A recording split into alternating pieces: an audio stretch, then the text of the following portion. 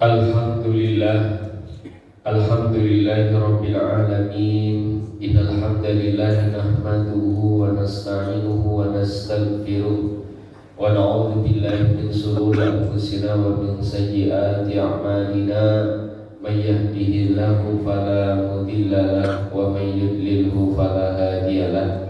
Asyhadu an la ilaha illallah wahdahu la syarika lahu wa asyhadu anna Muhammadan abduhu wa rasuluh la nabiyya wa la rasula ba'dah. Qala ta'ala a'udzu billahi minasyaitonir rajim. Ya ayyuhalladzina amanu taqullaha haqqa tuqatih wa la tamutunna illa wa antum muslimun. Ya ayyuhalladzina amanu taqullaha wa qulu qawlan sadida yuslih lakum a'malakum wa yaghfir lakum dzunubakum wa may yuti'illaha wa rasulahu faqad faza fawzan 'azima. Wa qala ya ayyuhalladzina amanu kutiba 'alaikumus syiyam kama kutiba 'alal ladzina min qablikum la'allakum tattaqun. Wa qala nabiyyuna Mustafa Muhammadin sallallahu alaihi wasallam, man shoma ramadhana imanan wa ihtisaban ghufira lahu ma taqaddama min dhanbi. Amma ba'du, ma'asyiral muslimin, jamaah salat Jumat yang dimuliakan Allah Subhanahu wa taala. Alhamdulillah, kembali kita senantiasa mengucapkan rasa syukur atas nikmat yang sampai detik siang hari ini Allah masih curahkan dan limpahkan kepada kita dengan berbagai macam bentuk nikmat. Tentunya yang tugas kita sebagai hamba adalah senantiasa mensyukuri dari setiap pemberian nikmat yang Allah berikan kepada kita. Di antaranya siang hari ini Allah masih memberikan kemudahan kepada kita untuk menunaikan dua kewajiban sekaligus bagi hamba-hambanya yang beriman, yaitu menunaikan ibadah siang di bulan Ramadan dan juga melakukan rangkaian ibadah sholat Jumat secara berjamaah. Mudah-mudahan apa yang kita lakukan khususnya di kesempatan siang hari ini dilihat dan dicatat oleh Allah sebagai salah satu pemberat amalan kebaikan kita di sisinya. Amin ya rabbal alamin. Salawat serta salam semoga tetap tercurah kepada baginda kita Nabiullah Muhammad sallallahu alaihi wasallam, kepada keluarga, sahabat, tabi'in, tabi'ut tabi'in, dan orang-orang yang senantiasa mengikuti dan menjalankan sunnah-sunnah beliau hingga yaumil akhir kelak. Dan mudah-mudahan Allah senantiasa memberikan kekuatan, kesabaran, kemudahan, serta keistiqomahan kepada kita untuk bisa menjalankan dan mengamalkan sunnah Nabiullah Muhammad sallallahu alaihi wasallam hingga akhir hayat kita masing-masing. Ma'asyiral muslimin, jamaah yang dimuliakan Allah Subhanahu wa taala.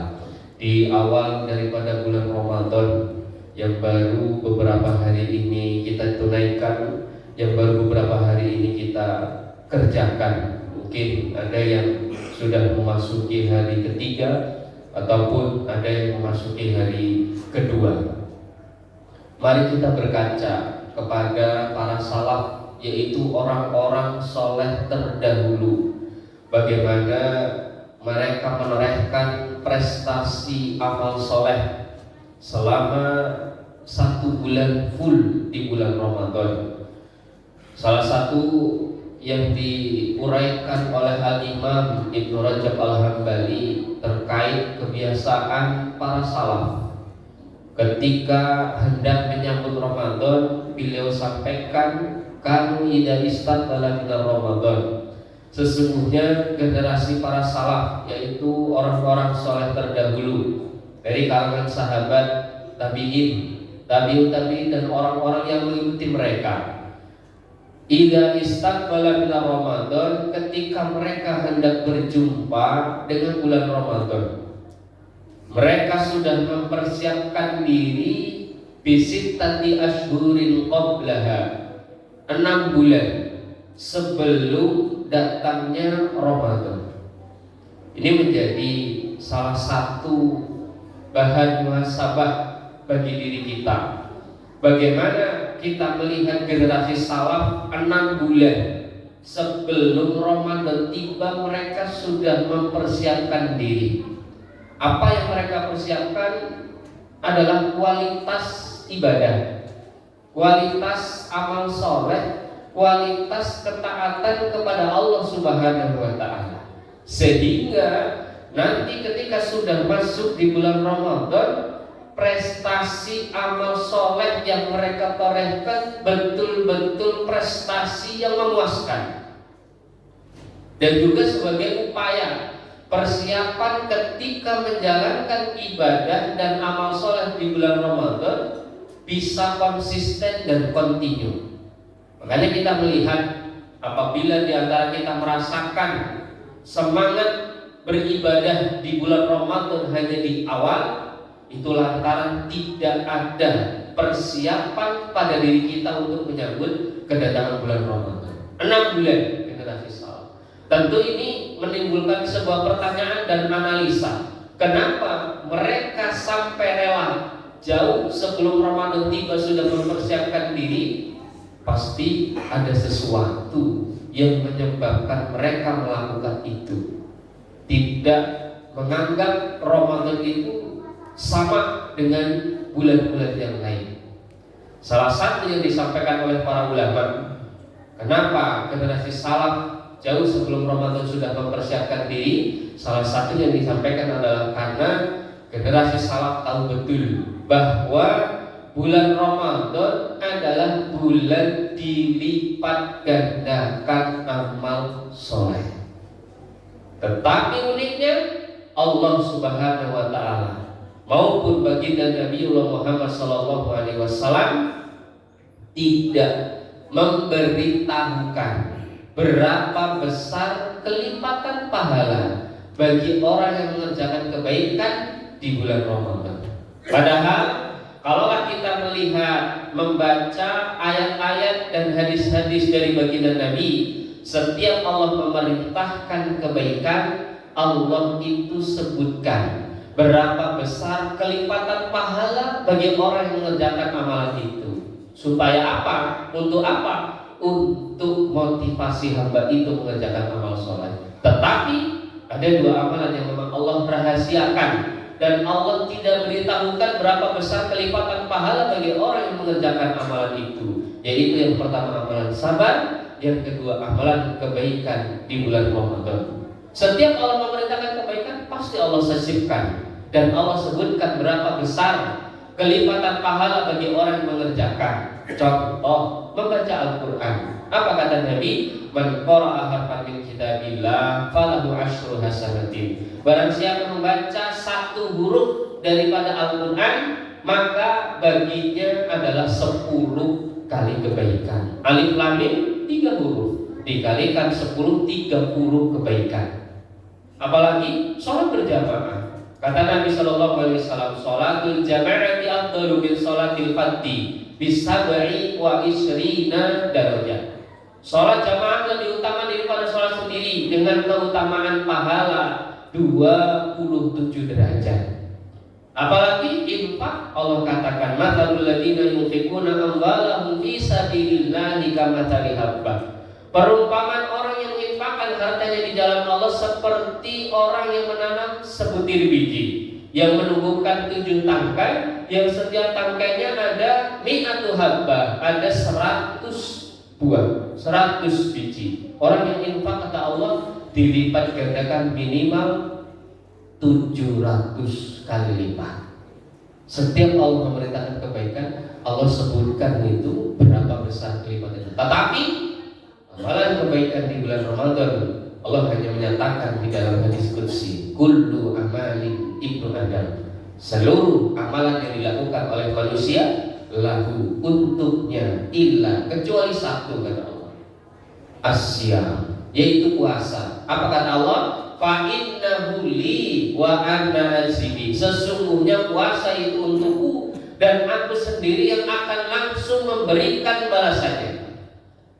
Ini adalah firman Allah dalam hadis qudsi. Seakan-akan Allah tidak ridho kalau perhitungan amalan kebaikan hamba di bulan Ramadan hisabnya diserahkan oleh para malaikat. Malaikat Allah tackle, handle, Allah langsung ambil sendiri. Perhitungannya itu yang tahu hanya Allah. Membaca Al-Quran satu hurufnya 10 kali kebaikan, itu di luar Ramadan. Ketika sudah masuk Ramadan, tidak ada yang tahu perhitungannya kecuali Allah Subhanahu wa Ta'ala. Infak dikalikan minimal 700 kali lipat, itu di luar Ramadan. Ketika sudah masuk Ramadan, tidak ada yang tahu perhitungannya kecuali Allah Subhanahu wa Ta'ala. Maka dalam beberapa riwayat sahabat menyampaikan Nabi adalah orang yang paling dermawan. Tapi kedermawanan Nabi ketika sudah masuk bulan Ramadan lebih kencang dari tiupan hembusan angin. Tidak ada yang tahu perhitungannya kecuali Allah. Ketika sudah masuk di bulan Ramadan, maka tidak heran prestasi amal soleh generasi salaf ketika sudah masuk di bulan Ramadan betul-betul prestasi yang memuaskan. Kita melihat ada di sana kisah daripada Khalifatul Utsman Ibnu Affan radhiyallahu anhu. Di sela-sela kesibukan beliau menjadi seorang khalifah, menjadi seorang kepala negara. Di sela-sela kesibukan beliau mengurus negara, mengatur negara. Tetapi ketika sudah masuk bulan Ramadan, prestasi amal soleh yang beliau torehkan khususnya dalam hal tilawah, Utsman Ibnu Affan radhiyallahu anhu selama 1 bulan Ramadan mampu menghatamkan Al-Quran sebanyak 30 kali hatam. Maknanya 1 hari beliau menghatamkan Al-Quran, 1 hari beliau membaca Al-Quran 30 juz. Kita melihat juga kisah daripada Al-Imam Syafi'i rahimahullah yang masa hidupnya dengan masa kita jauh berabad-abad, beratus ratus tahun, tetapi namanya begitu populer di telinga kita. Kenapa? Karena ilmu yang beliau tinggalkan. Di sela-sela kesibukan beliau menjadi guru besar, di sela-sela kesibukan beliau menjadi berdakwah, tetapi ketika sudah masuk bulan Ramadan, Imam Syafi'i rahimahullah mampu menorehkan prestasi amal soleh khususnya dalam tilawatul Quran. Beliau mampu menghatamkan Al-Quran selama 1 bulan Ramadan sebanyak 60 kali hatam. Dalam 1 hari beliau 2 kali hatam. Dalam 1 hari beliau mampu membaca Al-Quran 60 juz. Kenapa demikian? Persiapannya 6 bulan sebelum datangnya Ramadan, sehingga tidak tiba-tiba begitu 1 Ramadan langsung 1 kali hatam, begitu 1 Ramadan langsung 2 kali hatam. Tidak, pasti tidak sanggup. Kenapa? Sudah persiapan jauh hari. Dalam perkara dunia saja butuh persiapan. Para atlet yang ingin mengikuti perlombaan, mereka harus mempersiapkan diri sebaik mungkin, semaksimal mungkin sebelum tiba datangnya waktu perlombaan. Pasti ketika mereka tidak ada persiapan dan langsung tampil di ketika hari perlombaan itu, hasilnya tidak memuaskan. Maka jemaah yang dimuliakan Allah, di sisa daripada Ramadan yang masih banyak, 28 hari kurang lebihnya, mari kita bisa memaksimalkan. Jangan sampai Ramadan kita isi dengan hal-hal yang tanpa ada nilai ibadahnya kepada Allah Subhanahu wa Ta'ala. Mudah-mudahan Allah mampukan kita untuk bisa memaksimalkan ibadah Ramadan di tahun ini. A'udzubillahi minasyaitonirrajim. Bismillahirrahmanirrahim. Wal 'asr innal insana lafi khusr illal ladzina amanu wa 'amilus shalihat wa tawassaw bil haqq wa tawassaw bis sabr.